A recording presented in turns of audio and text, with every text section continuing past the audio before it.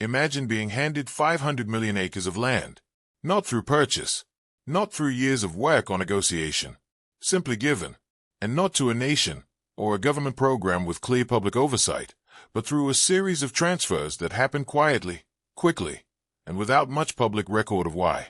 That alone is unusual. But what makes this case worth investigating is what came after. Decades passed. Research was conducted. Questions were asked. And still, no one has produced a complete, consistent explanation for how it happened, who truly benefited, or what conditions were attached to those transfers behind closed doors. This is not speculation. The land transfers are documented. The records exist in archives, in legal filings, in historical registries across multiple countries and territories. The transfers themselves are not in dispute. What remains unclear is the reasoning behind them. The official explanations that do exist are often incomplete. Some are vague. Others contradict each other depending on which source you consult. And in certain cases, documentation that should have clarified the process appears to have been removed, reclassified, or simply never made public. When records of something this significant are difficult to access, that raises questions on its own. Not proof of wrongdoing, but a gap that has never been properly filled. But this is where it becomes unclear. You would expect a transaction of this scale to leave a very clear paper trail. Large land transfers require approvals, justifications, legal frameworks, and public record. At a minimum, you would expect consistency in how the process was described. But what we find instead is a story that shifts depending on who is telling it. Government accounts from the period describe the transfers as straightforward administrative decisions. Independent researchers who have studied the same records describe something far more complicated. The two versions do not fully align. And that gap between the official version and the documented reality is where this investigation begins to find its focus. At first, it seems like a historical matter, something resolved long ago and no longer relevant. But some of the legal and economic effects of those original transfers are still traceable today. Land ownership patterns in several regions can be traced directly back to grants issued during this period. And in some cases, the terms of those original transfers have never been formally reviewed or challenged. Was this truly a matter of policy, designed to serve a broad public purpose? Or was something else at work, something that the official record was never meant to fully reveal? That question has no clean answer. And that is exactly why it is still worth asking. The official explanation for these land transfers has always been presented as straightforward.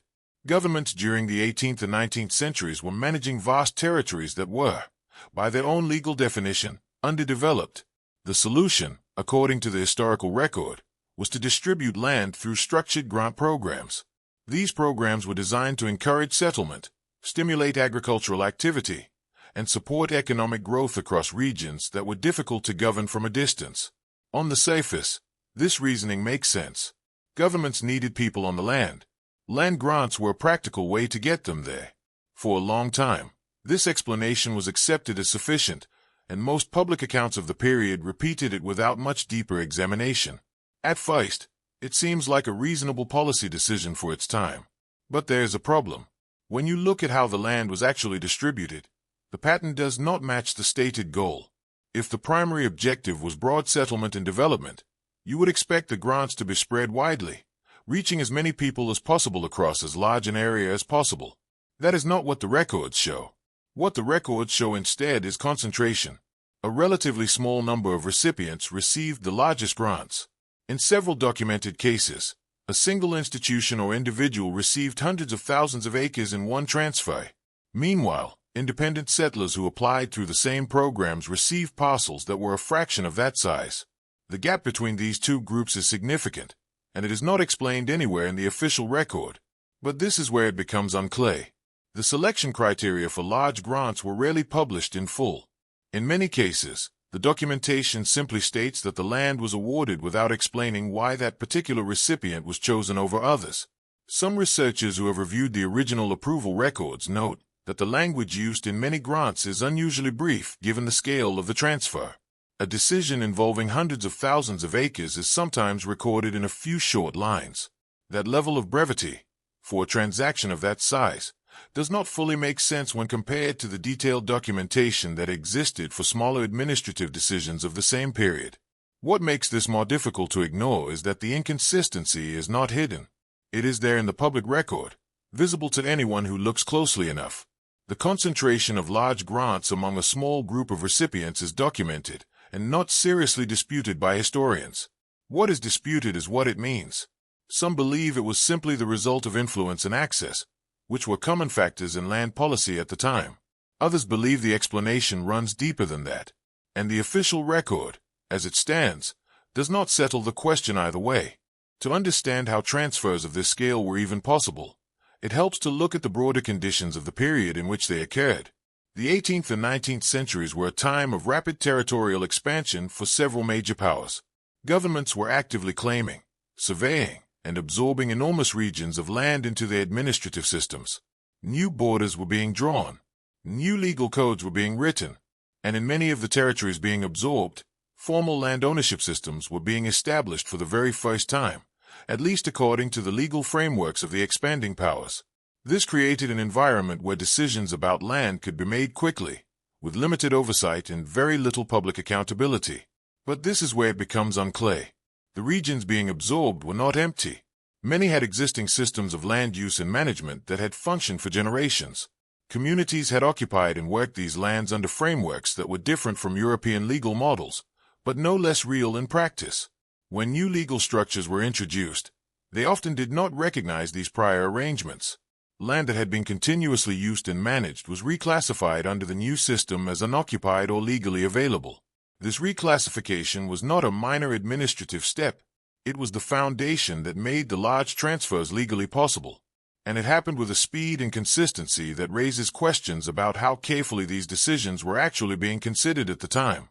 At first, the reclassification process might seem like a routine part of building new administrative systems. But there is a problem. In several documented cases, land grants were issued within days of a territory being legally reclassified as available. That timeline is difficult to explain through normal administrative process. Preparing a land grant of significant size typically requires surveys, legal reviews, and approval steps that take time.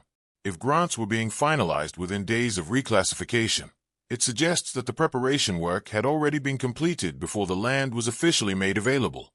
Some observers who have studied these timelines believe the outcomes were effectively decided in advance.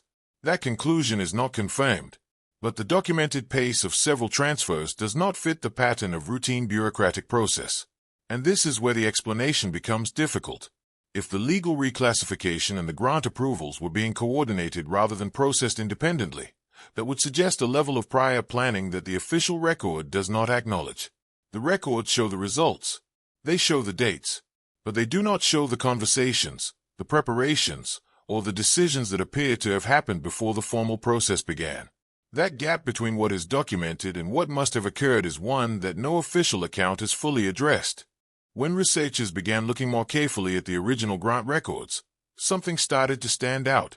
The stated purposes written into many grants did not match what actually happened to the land over time. This was not a minor detail. The stated purpose of a grant was its legal justification. It was the reason the transfer was approved. So when the land was used for something entirely different, that is not simply a change in plans. It is a gap between what was officially declared and what was actually intended.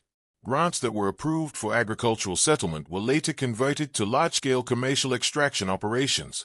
Grants described as being for public benefit gradually moved into private ownership, sometimes within a single generation.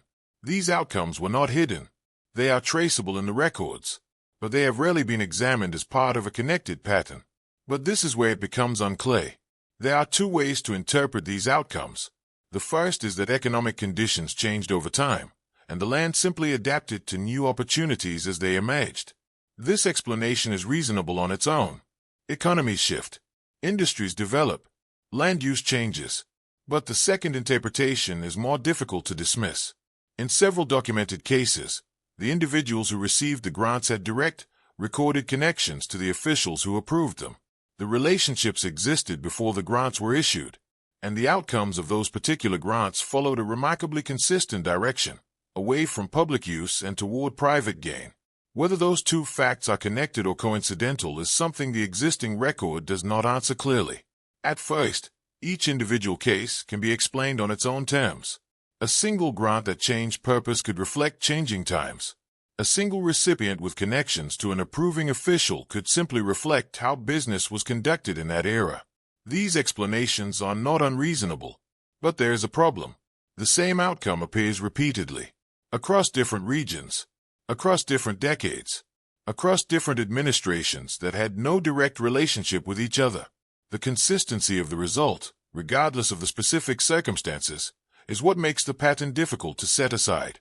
When something happens once, it is an event. When it happens across multiple unconnected cases in the same way, it becomes something that requires a broader explanation. And this is where the explanation becomes difficult. No formal review has ever examined these inconsistencies as a collective pattern. Individual cases have been studied. Some have been challenged legally. But the wider question of whether these outcomes reflect something systemic has never been officially addressed. The pattern exists in the record. It is documented and traceable. But what produced it, and whether it was by design, remains an open and unanswered question. As researchers continued examining these transfers, they encountered something that does not appear anywhere in the official accounts.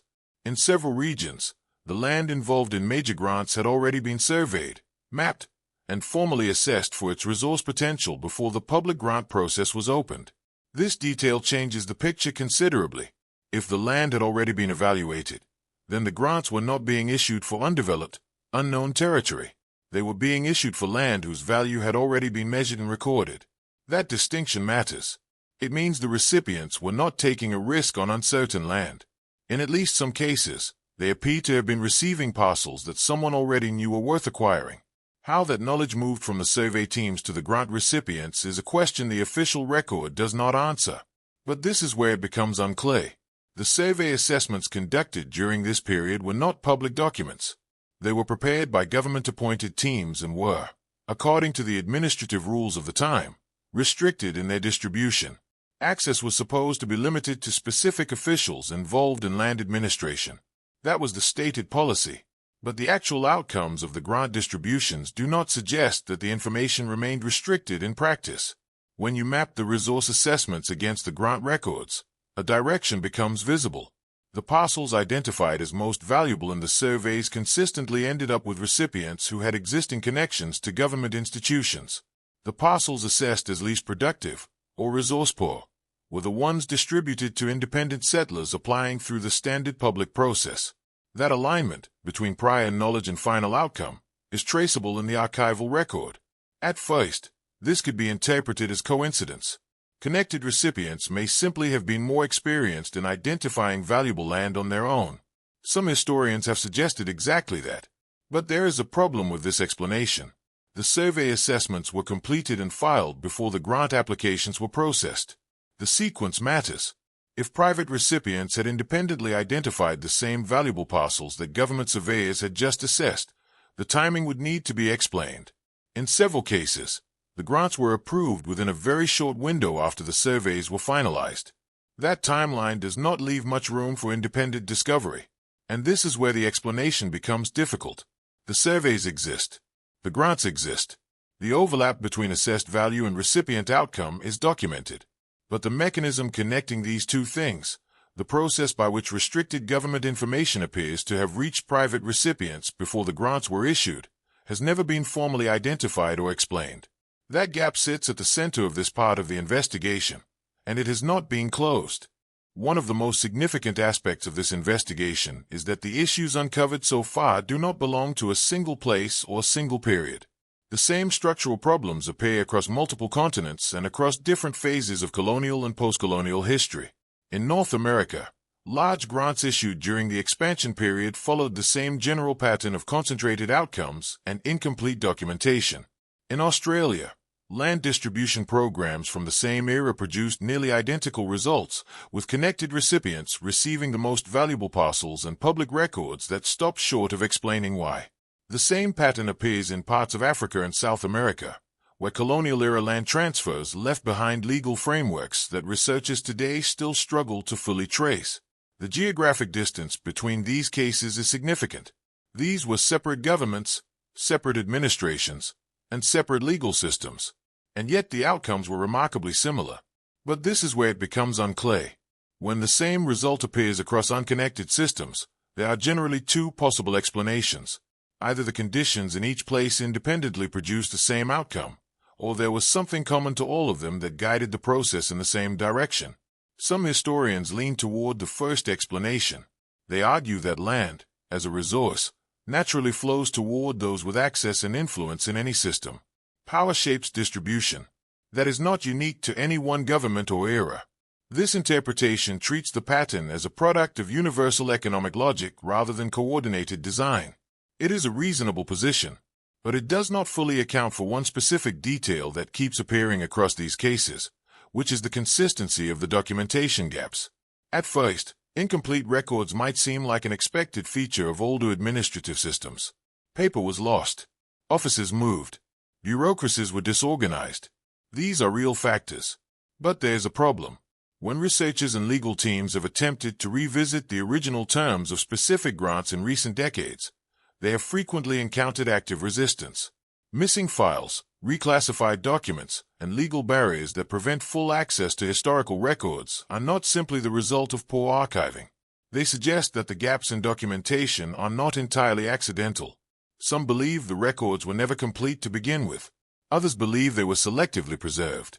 Neither group has been able to prove their position conclusively, and this is where the explanation becomes difficult. Both sides of the historical debate agree on one thing. The official record, across all of these cases, is incomplete. Something is absent from the explanation that has been given. What that missing element is, and whether it would change the accepted understanding of these transfers, remains an open question that no formal investigation has yet resolved. Because the official explanation has never fully accounted for the patterns uncovered in this investigation, researchers and historians have developed alternative ways of reading the same evidence. These are not fringe theories. They are serious interpretations proposed by people who have spent years working with the original records. And while none of them has been confirmed as the definitive explanation, each one identifies something in the evidence that the official account does not address. The fact that multiple credible interpretations exist, and that none of them can be ruled out entirely, is itself a sign that the full picture has not yet been established. What follows are three of the most documented alternative views, each approaching the same question from a different direction. The first interpretation focuses on economic structure. Some historians argue that the unequal distribution of land grants was not an administrative oversight but a deliberate strategy. By concentrating large amounts of land in the hands of a relatively small group, those in power created a class of major landholders with a direct financial interest in maintaining the existing system. Large landholders depended on the legal and political framework that had given them their land. That dependency, some argue, was the point. It produced a stable base of influential supporters who would resist any changes that threatened the structure they had benefited from.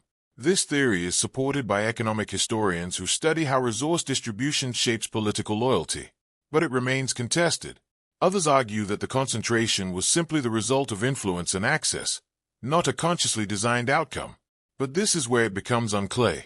A second interpretation shifts focus to the legal language of the grants themselves. Several researchers have noted that the terms written into many grants made future revision or renegotiation extremely difficult.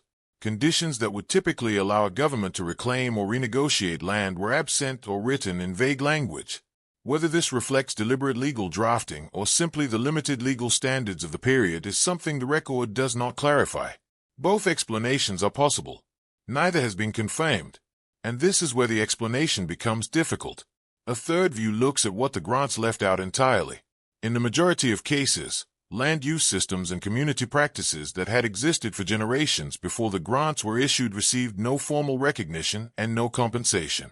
Some researchers believe this omission was a calculated part of the transfer process. Others argue it reflected the prevailing legal assumptions of the era rather than deliberate exclusion. The evidence supports both readings to some degree. It does not fully confirm either one. Each interpretation answers part of the question. None of them answers all of it. After examining the records, the timelines, the distribution patterns, the survey data, the legal structures, and the alternative interpretations, one thing becomes clear. The central question that opened this investigation has not been answered. 500 million acres was transferred. That is not in dispute. The transfers were recorded. Official explanations were provided. And yet, at every stage of this investigation, those explanations have fallen short. They do not account for the concentration of grants among connected recipients. They do not explain the alignment between restricted survey data and final grant outcomes. They do not address why the same patterns repeated across unconnected regions and administrations.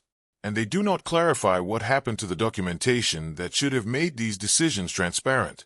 The official record exists, but it describes the surface of what happened, not the reasoning beneath it. But this is where it becomes unclear. What remains is not simply a gap in the historical record. It is a specific kind of gap. The missing information is not random. The pieces that are absent are precisely the ones that would answer the most important questions. Who had access to the survey assessments before the grants were issued? What criteria were actually used to select large grant recipients? Why the legal terms of so many grants made future review nearly impossible? These are not minor administrative details. They are the core of the decision-making process, and they are the elements that the existing record does not preserve. Whether that absence is the result of poor documentation practices, deliberate removal, or something that was simply never committed to paper is itself something that cannot be determined from what survives. At first, it might seem reasonable to treat this as a closed historical matter. Time has passed. Systems have changed. But there is a problem with that conclusion. Some of the legal and economic effects of these original transfers remain active today. Certain land ownership structures in multiple regions trace directly back to grants from this period. Some legal cases connected to the original transfers are still unresolved in courts. And some of the archives that may contain relevant records remain partially sealed or restricted. This means the investigation is not purely historical. It has present implications that have not been settled. And this is where the explanation becomes difficult to finalize. Some researchers believe the full picture exists somewhere in records that have not yet been made accessible. Others believe the most important documentation no longer exists at all. Both possibilities lead to the same place. The question of why 500 million acres was transferred, what it was truly intended to achieve, and who it was genuinely designed to benefit remains without a complete and verified answer. That question is still open.